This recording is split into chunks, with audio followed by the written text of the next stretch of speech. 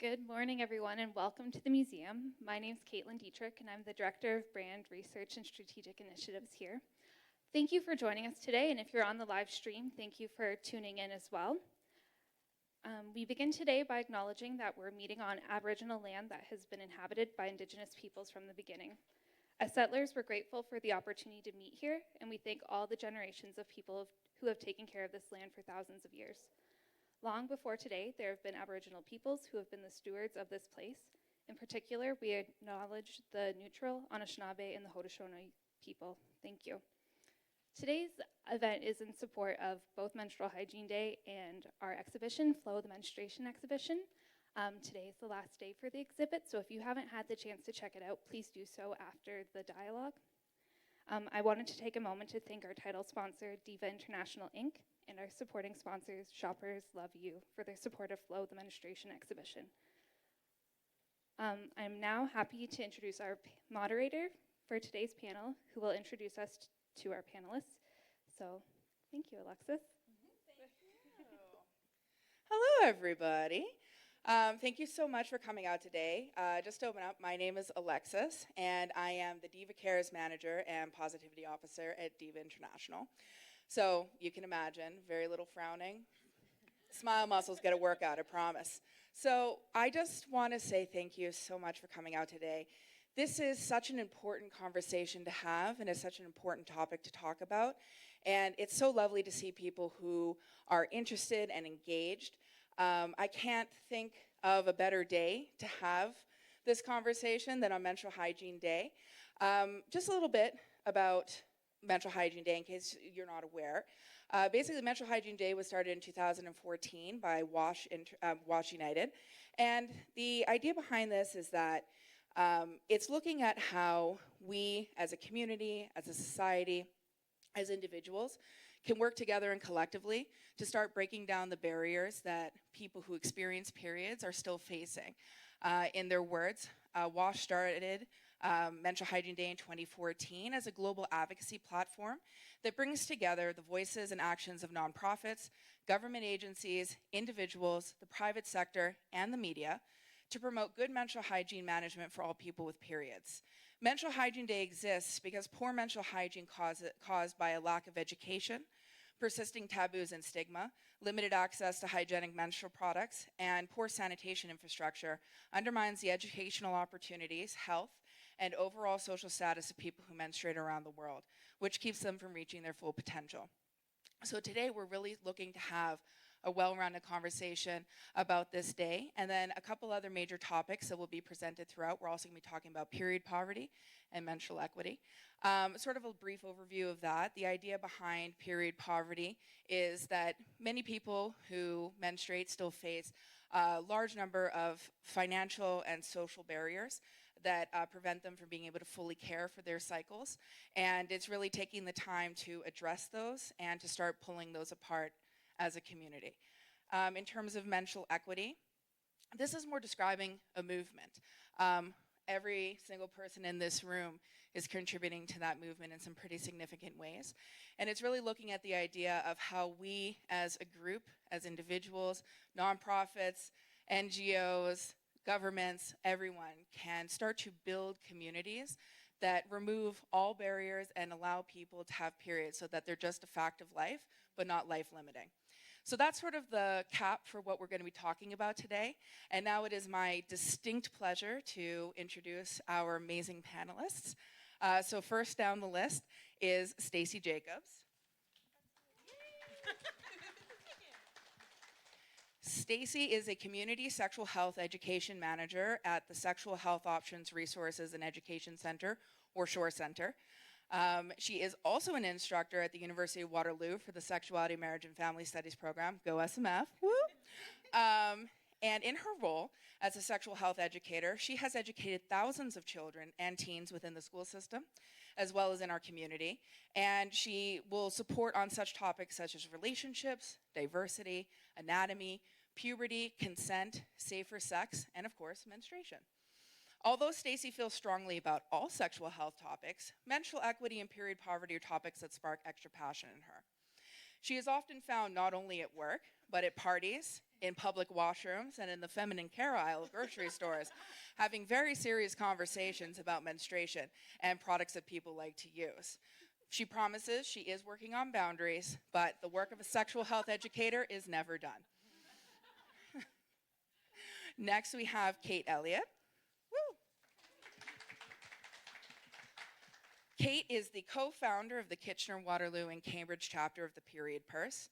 The Period Purse was started in Toronto and is now spread in many chapters throughout Ontario. The Period Purse is an organization that strives to achieve menstrual equity by providing marginalized menstruators with access to menstrual care products and to reduce the stigma of periods through public education and advocacy. Following the chapter's first blitz in April, they have officially distributed 87 healthy periods and are looking to continue this work in the near future, so keep your eye out for those kinds of events. They're wonderful. And finally, we have Malindi Ayienga. Malindi is an artist from Toronto whose passion for theater, music, and community culminated in the creation of Diva Day. Diva Day began as an initiative to bring menstrual cups to girls in Kenya to ensure that no day of school will be missed because of menstruation. In 2017, Malindi, her sister, and their dad traveled to their father's village in Western Kenya to provide over 100 girls with Diva cups. In the past 2 years, Diva Day has expanded and now exists as an incubator for artists to use their voices to create art, with all funds being raised for supporting distribution of menstrual cups in Kenya. In 2019, Diva Day functions thanks to the dedicated creative team of 9 artists and strives to bridge the gap between creative expression and tangible change. Over the past 2 years, Diva Day has hosted 6 creative fundraising events, has raised over $27,000 through donations and ticket sales, and has created comprehensive Diva Day books, which we will be talking about shortly, as well as won a competition for Microsoft who provided 6 tablets to help with workshop capabilities. This summer, Malindi and her team are taking 1,000 Diva cups over to Kenya, and they will be hosting 2-day menstrual hygiene health empowerment workshops, and each girl will get their very own cup, their very own workbook, and a once-in-a-lifetime experience. So, once again, not a single day of school will be lost for 1,000 girls this summer. Welcome, everybody. So fantastic. So I thought, given the fact that we have such a wonderful bookend today for both this exhibit and for this panel for Menstrual Hygiene Day, I thought that it would actually open up the panel with our first question, which is, why is Menstrual Hygiene Day so important? Kate, would you like to start? I'd love to. Okay, well, I mean, I think with anything we know, you need a day to really focus people's attention. You know, why would we be ending the panel here? And it's just, it's on our radars, everyone here, but for a lot of people it's not, because menstruation is such a hidden taboo topic still here. And so without a day that forces people to actually think like, oh, Menstrual Hygiene Day, like that's a thing, I don't know how else we would really be able to rally people's attention.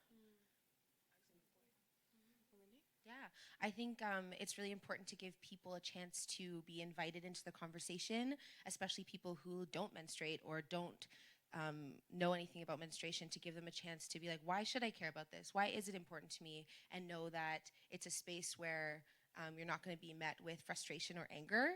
It's a space where you're going to be met with like tools and learning, and that everybody's invited to the conversation. And then of course for people who do experience menstruation or it does affect their everyday life, to know that there's a lot of people who also are thinking about it, and not just thinking about it, but like doing so much, and to come into a space and see there's like a conversation and there is art and there is like tangible change happening, just helps people to feel like less alone, which as shame and feeling isolated is like so huge in like all of the stigma that surrounds periods. Mm-hmm. I think it's important too that we can bring awareness and education to the topic. So what I have found is, specifically around Menstrual Hygiene Day, I can walk into a classroom, whether that's with children, I speak with adults, and say, hey, have you ever heard of Menstrual Hygiene Day? And it's a way to start that conversation that may not have been there before, because it's still really stigmatizing for people to talk about menstruation. A lot of people are still thinking it's something that you don't talk about, something that you keep to yourself, something that you shouldn't share. So it's a way to start that conversation. I mean, I start that conversation anyways, no matter where I am. However, depending on the population, it's a nice lead-in. So even with an example, my mom, it's her 75th birthday today. So I was able to say, hey, Mom, it's also Menstrual Hygiene Day, and explain to the whole family over birthday cake, what that means. So in terms of like when you're thinking about, especially the educational piece, what do you think is really missing about how we talk about menstrual hygiene? Like what are some of the key pieces around that? I think just making it very clear that it's an issue that it is important to everyone, not just people who menstruate, because I think that's like when people check out is because they don't think it affects them, and understanding that a world in which everyone feels like comfortable and safe and healthy and happy in their bodies is a better world for like everyone is really important. And I think, I remember being in sex ed in like grade 5 or whatever, and the girls and the boys are separated so like we are teaching people that this is an issue that has nothing to do with you. And so I think really making sure that everyone feels like it's pertinent to them is really what's missing right now. I was just going to say that we talk about menstruation often in a negative way. And people were raised to talk about it in a negative way. People have said horrible things, like even calling it the curse, for instance. These ways that we talk about it. Or even just calling it other names. We're not naming what it actually is. So if we talk about it in a positive way, a realistic way, but also in a positive way, and giving all of the information, I think that goes a long way. So we know through education that if you're educating young people in a positive way, they're going to learn more, they're going to retain that information, and it's going to be helpful for their lives so that they're not dreading the experience. For instance, I speak with a lot of young people who haven't had their periods yet, and they are so scared because they've only heard negative things about it. Their first question is, what do I do when I get it at school? And how bad are the cramps going to be? Because those are the only two things that they focus on. So talking about it in a more positive light, explaining why periods exist, because sometimes we don't do that, and then talking about the entire cycle and leading all the way to menopause. We don't talk about menopause either, and when we do, again, in a negative way. So, keeping that dialogue open, realistic, and positive, I think can go a long way, and that's what we need to add into more of our education. And back to how you said that we'd separate girls and boys, I'm happy to say that we don't really do that anymore. We've been working with the Waterloo Region District School Board, for instance, and they agree that that is not the way to do that. So everyone deserves and should get the same information. Yeah, I also think something that's really missing from education is actually what happens if you don't have access to a healthy period. People, if they've always had the luxury of being able to afford, tampons whenever they want, then they don't know that actually what happens if you don't have these products and you have to actually, use a homemade resource or use one tampon for much longer than you should. Obviously, toxic shock syndrome, most people have heard of that. But if you really think about like the higher risks of other health issues that come from not understanding, the education around a period. No, those are things that, I'm sure each one of you hear and experience every day. It's one of the things that we deal with too, with the Diva Cares program at our company. It's one of those things when you start like really understanding, encapsulating where in many ways we may not have answered all the questions or doing the best we can, it really does harm people. In terms of sort of looking at, other things that are causing some issues around understanding menstruation in our society, could you each sort of talk a little bit about how you define period poverty and menstrual equity, just in your own lives and the work that you're doing, things like that? So yeah, I have like strong feelings around the word period poverty, because I think similar to what you were just saying, I think there's so much negativity surrounding menstruation and bodies that menstruate and people who menstruate. And so Diva Day's like slogan is empowering women's education. And it very easily could be like eliminating period poverty, but we try and focus on what is good and what is there instead of the lack thereof. And so we go to Kenya with the intention of adding value to the lives of the girls who are already pursuing education, who are already pursuing their dreams, and just giving them more tools to continue to thrive and be themselves, instead of coming in and letting them know that we recognize that you are lacking and we want to help you fill in the gaps. We're just like uplifting what's already there. And so I think period poverty is lack of access, lack of community. Period poverty is shame. Period poverty is just a lack of the society at large acknowledging people's humanity and basic needs, which is devastating. But I think, yeah, focusing on the positive is something that I try and do more around that language. Mm-hmm. Yeah, great answer.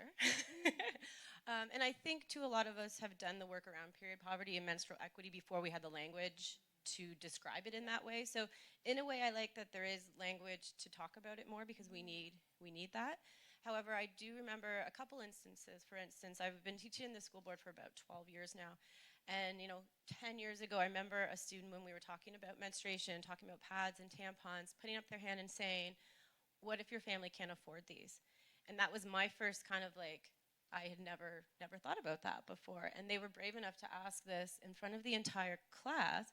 And some of the students were like, "Well, what do you mean? Why can't you afford pads? Like, that's no big deal." And this person, got kind of embarrassed and didn't really say any more. But then I started thinking about ways that we could improve these people's lives, for instance.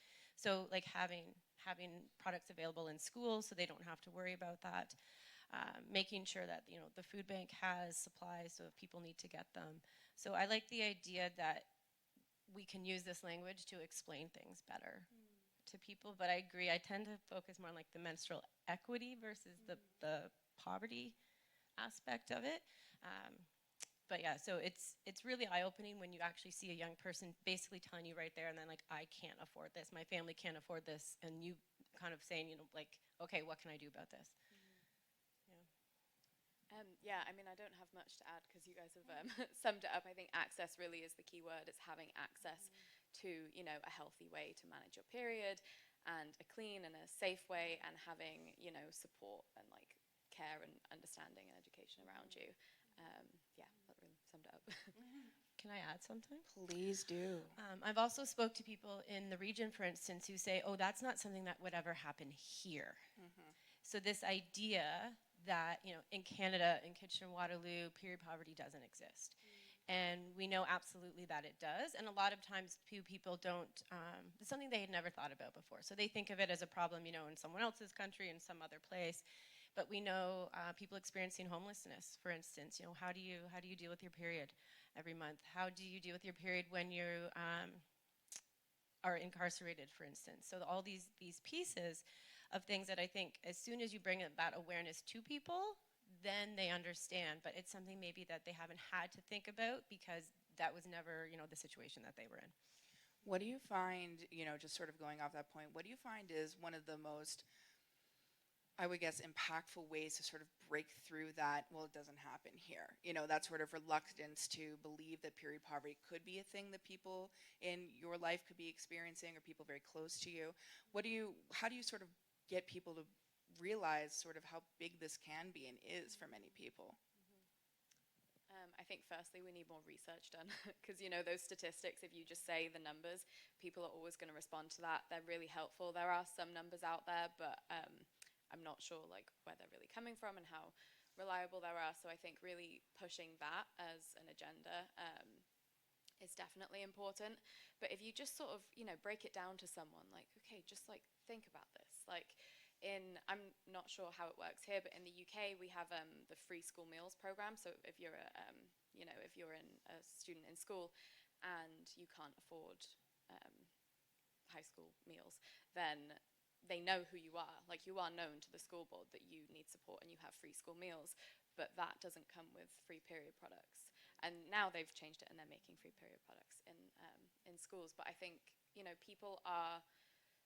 there are systems in place to understand that people don't have the same like economic status as everyone else, but periods are still left out of that conversation. Yeah, honestly, I think this is like a opportunity of learning for me because my head is halfway around the world. And so, yeah, I think that's something that even I would love to know is like, how do we, bring this conversation and make it immediate to people who are at a certain level of privilege where you can't even fathom that something like that could be happening right beside you. Yeah, I think that's a very important question. And I'll let people know, like, think about how many people in our community access the food bank. So all of those people absolutely also need to access products, for instance, as well. And again, it's something that, you think to donate to the food bank, your can of peanut butter or whatever it is that your jar of peanut butter, I guess, that you donate, but you don't think about things like pads, like tampons, like Diva cups, even incontinence products as well. So I know we have one of our offices in the self-help food bank in Cambridge, and we know that people are coming in to access those things and that they need them and that the food bank doesn't have enough. So I'll just usually calmly, have a conversation with people and say, actually, yeah, this is actually a really large issue right here in your community. And again, people just want to ignore those kinds of things. They see homeless people, they just, sometimes ignore that as well. So making sure that that they're aware that this is something that is happening right here. And I've never had an experience where someone has disagreed with me after we've had our conversation. So hopefully, just having those conversations more often and as much as we can and educating people is what's going to move things along. I also think that the reason why that like lack of understanding exists is because the world is set up that like in my privileged experience of growing up here in Canada and always having access to period products, you feel that it's something really normal that everyone should be able to just buy. And I feel like if you were like 9 years old in school and if your school was already providing this thing for you because it's something that is like a basic need, like there's a water fountain because they know people get thirsty. So why do we not go to the bathroom and have a pad because we know people bleed? I think that's like why it becomes like, well, I don't understand why people just don't have access because I've always had access. And so I think acknowledging, that's something you said earlier on too, that like some people don't, and making that a part of the education right from the beginning would really help to like just normalize that it's not normal to have access. And also, sorry if I can add. Let us not disrupt this flow. Well, just like you said, that you don't know when someone doesn't have access. And even, in my experience as someone who has had access, I'm still, leaving the classroom at school with a tampon hid up my sleeve because you don't want people to know. And so if even amongst, a friend group where everyone has access, no one's talking about what they have, then how is anyone going to feel comfortable to say, like, look, like, I can't afford it? That's never going to happen unless you, as a menstruator, take on the responsibility to, like, rip a pad open in the toilet and not try and cover up the noise because it's happening. I have actually had people declare before that they're eating chips. No, it's okay, it's just chips. It's just chips. I'll be like, I love eating chips in the toilet. It's one of my favorite spots to snack. I mean, I know for myself, though, when I was first learning about period poverty, it really honestly blew my mind. Just random numbers in case anybody enjoys these things. Currently in the US, 37 states still tax menstrual products at the highest luxury tax rate, where erectile dysfunction medication and Rogaine is tax-free. So these small but very, very crucial barriers that still exist, they really impact people. And when you start learning, and again, if you haven't had an access issue, and then the first time, I remember thinking, but that's like half of us are doing this kind of regularly. Yeah. Why? And it's almost short-circuiting because you think, but I don't understand how this could be. Why are we letting this happen? But it can be so pervasive. Again, 37 states are like, yeah, tampons, get at them, luxuries. And just the message that sends to people who do menstruate around, their worthiness. Yes, absolutely. Going off of this topic, could we spend a little bit of time just talking about the work that each of you do with your organizations and how this is really adding to that conversation? Yeah, so the Period Purse overall does a lot more than we do in our local chapter. We're only new, we started in January, and we've had our first blitz, as Alexis mentioned, in April. But now we want to, continue to donate healthy period purses to marginalised menstruators around the community, but also really work on advocacy and education, which is something that's happening across other chapters and really at the headquarters in Toronto. Jana, the founder, she does so much around it, and I think that's something that we definitely want to jump on here in Kitchener, Waterloo, Cambridge, is the education and advocacy. We will be approaching, those in power soon, hopefully, to try. Yeah. Okay. So yeah, Diva Day is she's a big girl. She does she exists in so many different worlds. And first and foremost, like, I'm an artist, I'm a singer, a dancer, actor. I went to school for musical theater, and my entire creative team basically did as well. And I think what draws us to being artists is like empathy and like wanting to tell stories and tell other people's stories and inspire empathy in other people. And so as like very empathic feeling people, we look at the world and we're like, it's on fire. What can I do? And so, yeah, Diva Day started as just me bringing as many Diva cups as I could to Kenya, because my dad was going back to home to visit Kenya, and I was like, I'm gonna come with you. And my mom has always made a huge effort to make sure she sends as many pads and tampons with him for the women in the village, just because access to menstrual hygiene products in Kenya is very limited. And even if women do, or period havers do have access to menstrual hygiene products, like, I cannot describe to you the horrible quality of like a pad that you would buy in a little shop in Kenya. Like, it's not anything that you would want to touch with your hand, never mind put anywhere near your like very beautiful sensitive parts.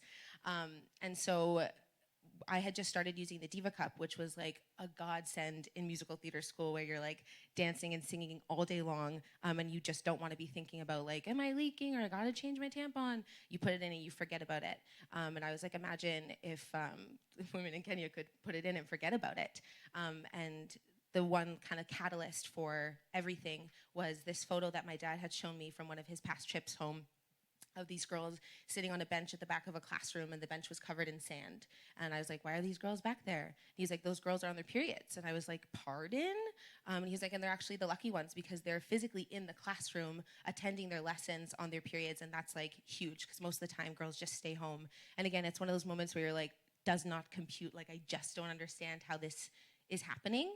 And I was like, if these girls had Diva cups, then for like the next 10 years, they wouldn't have to sit on a bench covered in sand, and have everyone know that this is like their time of the month and all the shame. So yeah, we brought as many Diva cups as we could. And then after I came back, we felt like there was like a lot of momentum, and the girls were so receptive and so excited that there was like something like this existed. And they had so many questions, major questions being like, will this break my virginity? Which is like, ooh, that's a whole other can of worms. Short answer, no. Long answer, like, we need to get a hymen diagram in here. And just like taking note of like, okay, what are we gonna do to make sure that not only are the cups getting to you, but they're gonna be used, and you're gonna feel safe and comfortable, not just like physically using them, but in your spirit and in your heart and in this culture that I can only try my best to understand. And so obviously, cups and flights and all these things cost money. And again, as artists, we're like, what kind of resources do we have to get some money to make this happen again? And so we started putting on shows. And I think what's really exciting about the shows that we've been putting on is, through the work that we do in Canada, we are also debunking stigma around periods for Canadian people as well. And like kind of the ripple effects of focusing so hard on these girls in Kenya, everybody benefits. And we just did a fundraiser 2 weeks ago called Our Blood, where we had a bunch of menstruating bodies in a space in the nude doing movement, and there was a little bowl of menstrual blood that Caroline has been collecting for a few months. And we invited people in to experience menstruation. I think empathy and giving people an experience about something versus like a statistic or like a fact, and knowing like this many girls in Kenya are missing school because of a period, or this people have lack of access, is different than looking someone in the eye and them sharing a piece of themselves with you. I think art is like a really beautiful tool for that. So trying to like use that to create empathy and money so that we can bring the cups to the girls. And so it's kind of this like ebb and flow of sharing and learning that ends up being a piece of tangible change as well. That's amazing that you do all that. Yeah, it's great. So at Shore Center, we educate everybody. So we're really lucky that our mandate is everyone, because we need to talk about sexual health with every single person in the population, and we recognize that. And when it comes to menstruation specifically, we talk a lot in grade 5 and 6, for instance, because that's when we talk a lot about puberty. We also talk to high school students, and what I'm finding more and more is I must also talk to university students. So tonight I'm doing a lecture that starts out with like, hey, what is the menstrual cycle? Because a lot of people were not taught in school, in grade school, in high school. So I want to make sure that I start from the beginning so that everyone's coming from the same place. And it's something, again, that even if they were taught, it wasn't a huge concentration. There was just maybe an hour or a little piece here. Some people get the information at home, some people don't. So we really think it's really important that we start at the beginning and we explain exactly what the entire menstrual cycle is, and we don't leave out, for instance, what all those hormones are doing, how this impacts you emotionally, physically, because I think those pieces are often left out. So we start, with all of that. I use my lovely vulva puppet here quite a bit, in case anyone was wondering what is on my lap.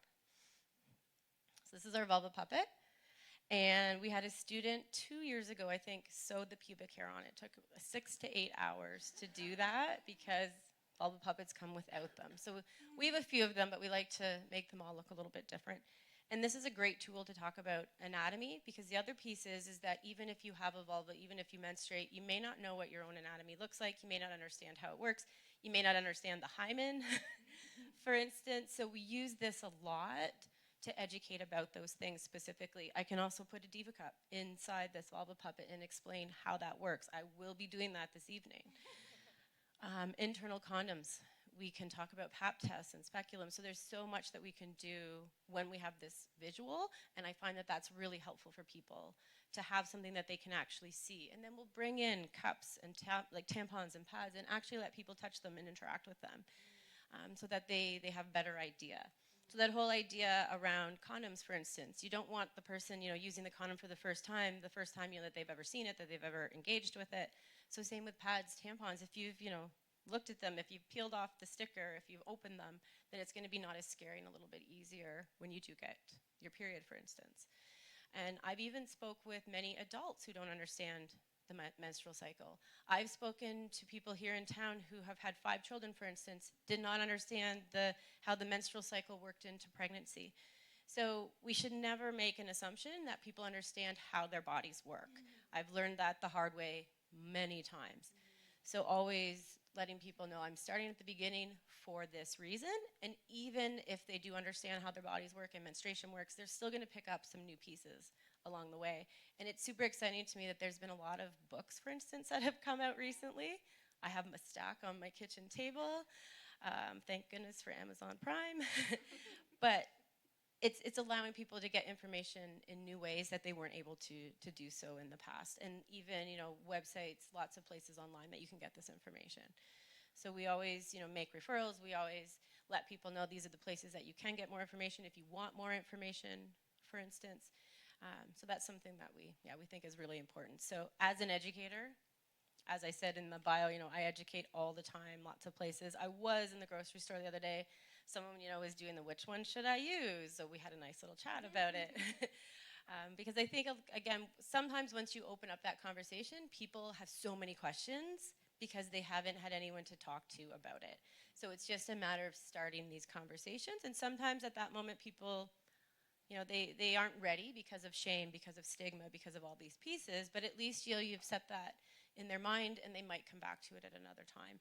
And then talking to parents as well about this is how you can talk to your children about these things. And parents again sometimes aren't comfortable doing that, so we work with parents to help increase that comfort and knowledge for them. Do you see why I invited them? Just fountains of knowledge. I just want to squeeze all your beautiful brains. In terms of sort of expounding a little bit more on the education piece, for people who are just getting into understanding what menstrual equity is, just from your own opinions and the work that you've done, could you sort of talk about who you think are particular people that just the general public should be reading, or who's at the forefront of this movement that people should be talking about besides your awesome organizations? But just sort of like diving into that, like who do I read? What do I think about? Who do I think about? Wow, it's a shame that you said I can't talk about my organization. Just want to give Jana another shout out, because she really is, I feel like because it's the parent organization, I can kind of get away with talking about her. I'll allow it. Yeah, thank you. Because I obviously wouldn't be here talking to you if it wasn't for her. She only started this 2 years ago, and I only got involved in January, and you can just see it's really, fantastic just as a businesswoman, as an organizer of all the volunteers. It's all volunteer run. It's a really, really impressive organization, and I've worked with other charities, they don't have charity status, but other organizations doing similar things before, and there really is something to be said for how well they run it. And I came here from the UK, I hadn't heard of the period purse, and so when I start this conversation, I'm like, have you heard of the period purse? And people have. I'm like, yay, like this is amazing, because I had no idea how well known it was, and I only found out about the period purse through doing research for my master's stuff.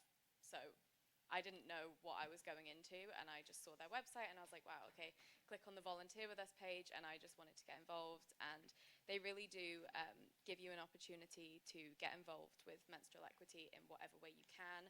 If you have money to donate, you can donate money. If you have time to donate, you can donate time. Like, that's what I'm doing here. So, yeah.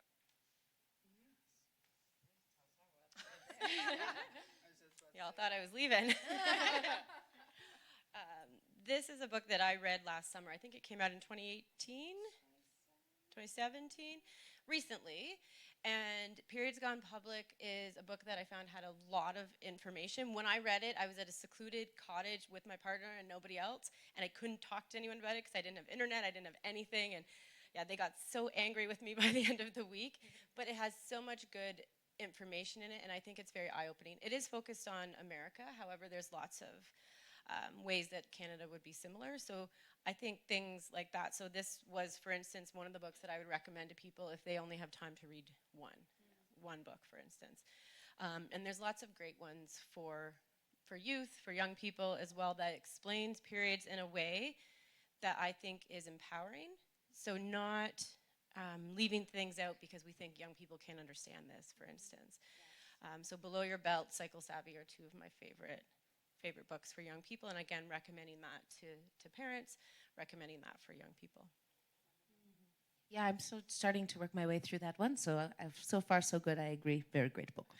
I think for me, the way that I relate to the world and intake information and am affected by things is through conversation and experience. And so I think the greatest assets and the most learning that I've done has come from listening to people's stories, whether that's engaging in conversations with older period havers, like moms, grandmothers, or whoever else is in your life, your peers, but also through YouTube. There's lots of great TED Talks, and also just people talking about their experiences, just vlogging in their bedroom of this was my first period. And I think that is what motivates me, and that's what makes me feel, and that's what makes me get up off my butt to go do something about it, is having a real person in my head that I've seen and heard and felt.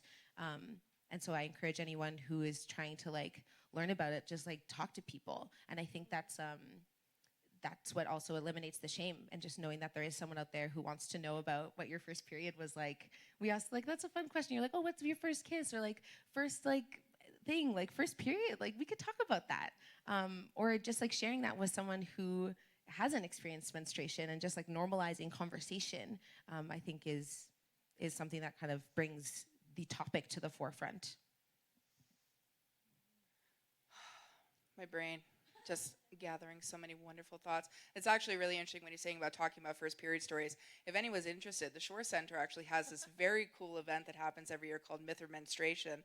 And it's a great gathering. People come and talk about their periods. And it's not, always positive. It's not that it has to be, but it's just these, fantastic conversation. People are talking about their first periods or a funny period or, you know what I mean? Really kind of getting it out there where it's just so normalized, part of your conversation. You want to share this knowledge. And so, small plug.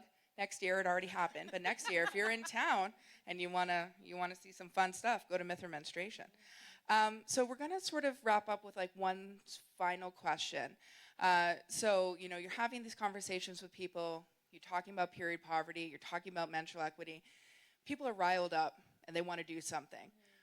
Where do people start? What are your thoughts on how people can really begin to dig in and build the change that we all want to see? Stacey, do you want to start? Sure, absolutely. So I always think the first step is educating yourself.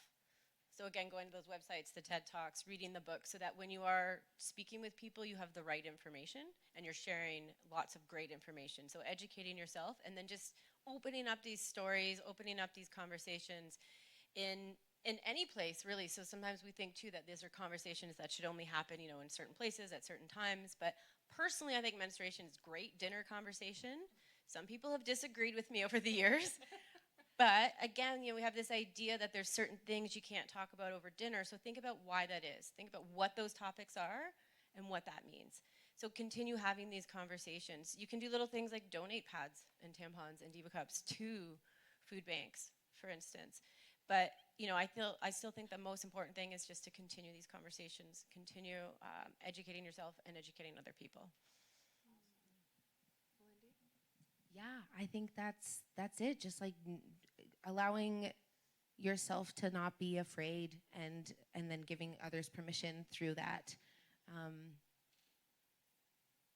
And continuing to like push yourself. I think, again, going back to this fundraiser we just did of our blood, like we gave our audiences the opportunity to not only engage with menstruation in like a very confronting way, but also just with like nudity. We offered people the chance to see a naked menstruating body in not a sexual setting, and we had a little space for people to fill out comments afterwards about what they experienced. And we had a couple people say like, it was my first time seeing a vulva in real life, and it was just baffling.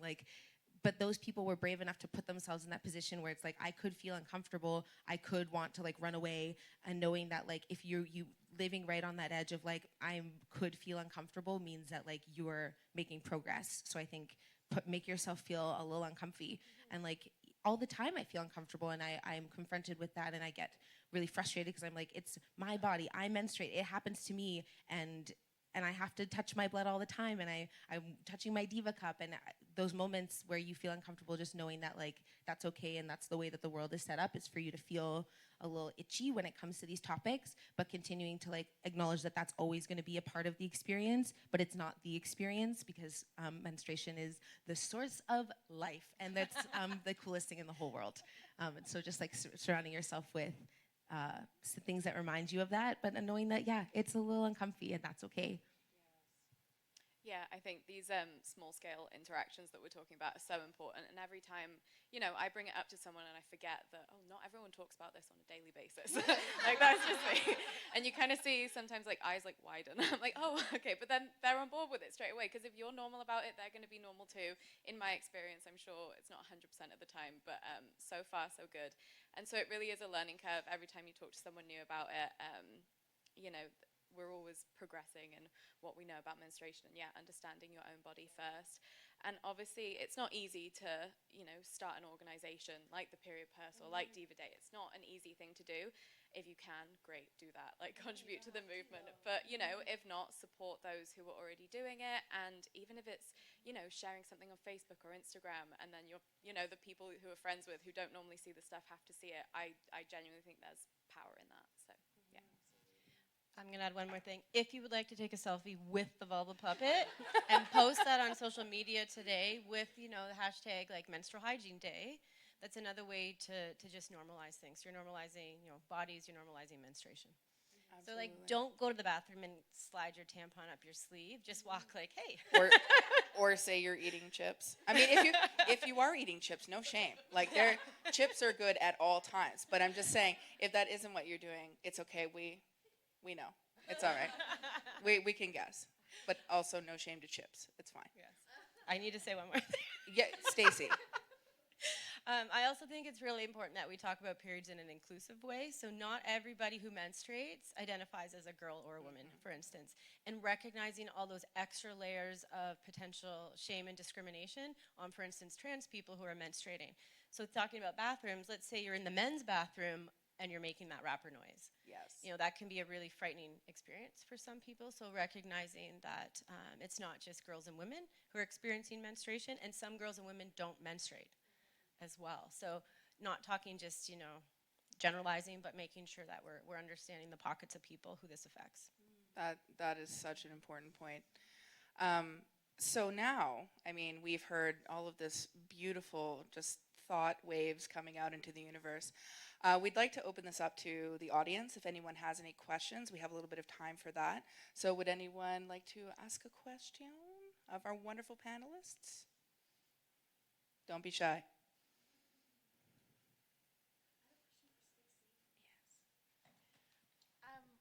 So just on the topic of gender and menstruation, just recently, again, in our blood, having an experience of working with someone who's a non-binary bleeder and having an experience where society and audience members are coming in and saying feminine power and women and womanhood and sisterhood and all of this stuff, and then being like, hey everyone, we're not all women in the room.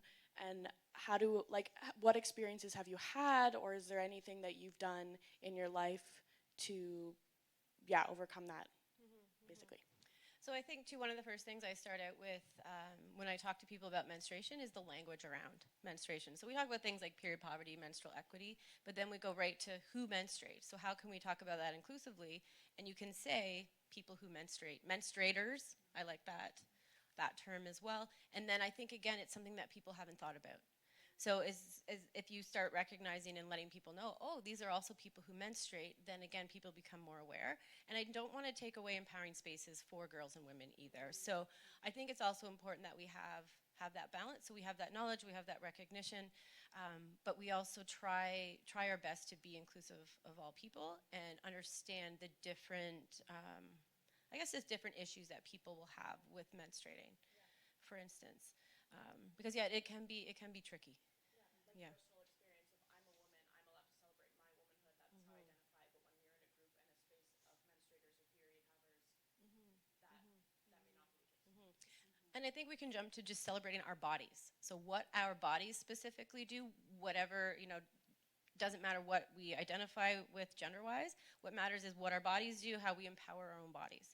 So like speaking about, I think in those terms of empowering bodies and empowering them to do what they need to do and to be healthy, for instance. So I always talk to you about, you know, menstruation is a sign of health. So looking at how our bodies play into those things. And our bodies are so cool. Like the things that they do, I absolutely love them. Yeah. Anyone else? Oh, yes.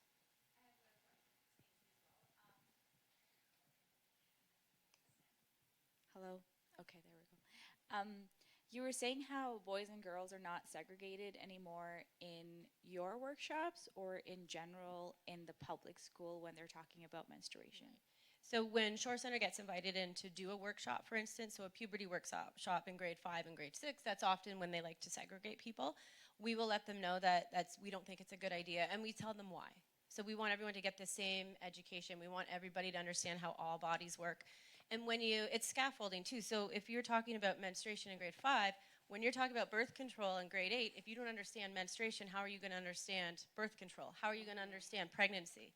So there's a reason that things are in the curriculum in the order that they're in and what grades that they're in.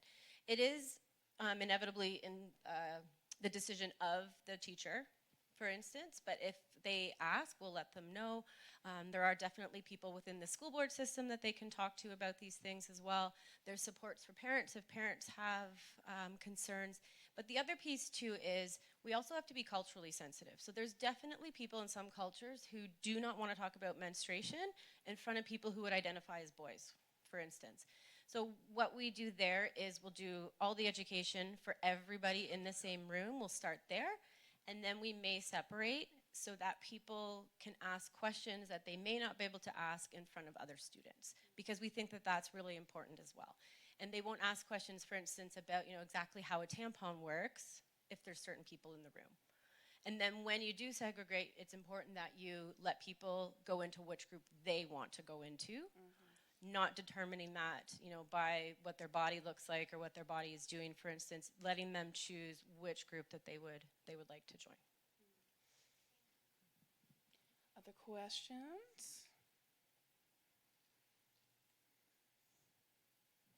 There's lots of resources on our table over there too if you want to grab things. What does the Blitz entail of the period purse? Like, what is that event? Excellent question. Yeah, sorry, I talk about it a lot and I kind of forget. I kind of need to go through the step by step. So the idea is to really focus on a few weeks out of a year. We're aiming to do 3 in 2019. So we've done our first one where local businesses act as drop-off locations. The museum here was one. And so we had them all across Kitchener-Waterloo, Cambridge, and obviously other chapters do this all across Canada, where people can go and donate gently used purses and period products, other comforting items, granola bars, depends on the season, if it's like a summer cap, a scarf, like whatever it is that you have to offer. And then at the end of the Blitz, we collect these donations and host a packing party. The first one was really fun. I love being organized and having all the different stations and putting, yeah, exactly. And going through and packing each purse with, the recipe that we follow. And then after that, we distribute it to the various recipients around the community. Did that answer it? Yeah. Okay. Yes, final question. Okay. That's okay. We'll make time. That's okay. I just wanted to ask how you choose the people that you give the donations to. Okay, yes. So for our first one, we didn't know how many purses we would expect to receive, but because it's Kitchener-Waterloo, Cambridge, if people here are all local, you understand that it's kind of difficult to get the whole spread across. Initially, there was a guy in Cambridge who wanted to start this, and I was in Waterloo and wanted to start this, and we were like, what's the point of us doing this separately? We could come together and serve this a lot better. And so we had the YW Kitchener-Waterloo, which is obviously Kitchener-Waterloo, and we had St. John's Kitchen/Clinic, which is kind of a drop-in centre for anyone that needs to go and pick up anything. They have food, they have a health clinic, and we had the Bridges in Cambridge. And so that was our way of trying to spread across the Tri-Cities. But, since then, hopefully our next Blitz will be bigger, and we've had people contact us, and they'd, like to receive as well, like food banks is something that we really want to tap into and try and, address that gap as well. Okay, and final question. Yes. My question is for Malindi. I know you have your kind of trip set for this summer, and you talked about some discussion that people can have on social media regarding how to kind of support and spread the word. But are there other areas that your team is still looking for insight, support, funding, or ways that, because you're not too far from us, you're about an hour away, just for those, because we work closely with her, who know that with your trip coming up this summer, what more could we do tangibly or just through awareness to support what you're doing, so that perhaps this becomes a twice-a-year kind of thing, or you can do even more communities or support that. Like, what do you need? What are your needs for your organization? I mean, I love this question because it's very simple. We put on shows, and we want you to come and see our shows and come and hear our songs and come in support our live menstruating exhibits. So we do have an event coming up on June 24th called Flow Fest, not dissimilar from this theme, where we put out a call for young female or gender marginalized artists to submit new works, whether it be dance pieces, musicals, one-woman shows. And so we have 5 artists that are part of the festival, who are all young women, and they have their pieces are going to be going up, and all the funds raised from FlowFest go towards supporting our Diva Day workshops this summer. So that is something that you can do. We also have a GoFundMe page that is always open. We're always accepting donations through that, and the things that our GoFundMe supports are things like this, which is our Diva Day handbook, which is something that we created this year, which is like the most exciting thing ever, especially as artists who are performing artists, to be able to like create something that you can like hold in your hands is very exciting. And so this, just so you know when you purchase a ticket what the funds are going towards. It's like an educational handbook that like even if we like threw this at a girl with a Diva cup, like she'd be able to figure it out. Like it's all in here. And we will take the time over the course of 2 days to like look everyone in the eyes and make sure everyone's on the same page. But this kind of sums it up. And so, it talks about all the different colors that the blood can be, and vaginal discharge is a thing that exists. And if you have cramps, do these stretches, and how to use the Diva cup and all that kind of stuff. So that's what you're supporting. Come to our shows, please. Is there songs about menstruation? Can there be? Yeah. We're being commissioned. What's the challenge? This time next year, we'll come back with a song. Stacey, you wanna go in on this? Because feeling pretty creative. I think it's good. Well, I just want to say thank you so much to our wonderful panelists. I feel like this has been a really great conversation. And thank you to all of you, both who are here and who are watching live. This is such an important conversation to have. This is such an important day to have this conversation on. And it's just amazing to see everyone out, everyone so open and receptive and wanting to talk about menstrual equity, period poverty, and Menstrual Hygiene Day. So thank you so much to everyone again. Round of applause.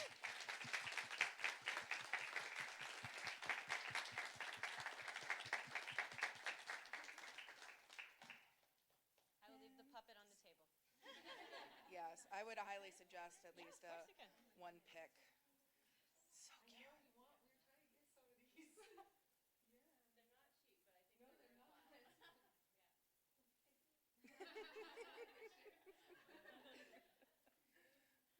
If you guys want to come up and have a chat one-on-one or anything, have a look at the wonderful exhibit. This is our closing day, so if you want to have a little bit of a look around, please do. But again, thank you so much for coming. This is